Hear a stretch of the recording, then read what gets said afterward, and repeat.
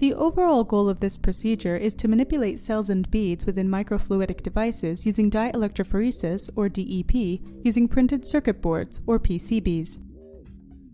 This is accomplished by first designing and preparing the PCB electrodes and microfluidic channels.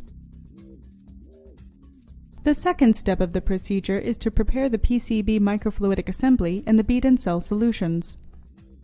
The third step of the procedure is to fill the channels with low conductivity media, then load the beads and cells. The final step of the procedure is to connect the PCB assembly with the power amplifier and function generator and then initiate DEP. Ultimately, results can be obtained that show the separation and manipulation of cells and beads in microfluidic devices through the use of DEP.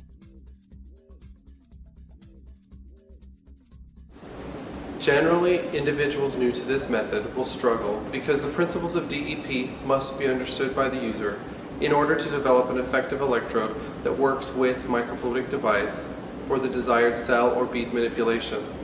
On the other hand, using PCBs as electrodes makes cell and bead actuation in microfluidic devices approachable to a range of scientific disciplines. The first step of this procedure is to design the printed circuit board, or PCB electrodes, to have the desired geometry to generate a non-uniform electrical field. When the design is complete, order the customized PCB electrode chips through a commercial fabrication facility. After the custom-made PCB arrives, open it and inspect it. For this demonstration, the PCB is 8.4 centimeters long and 2.1 centimeters wide. The metal electrodes are 5 millimeters wide.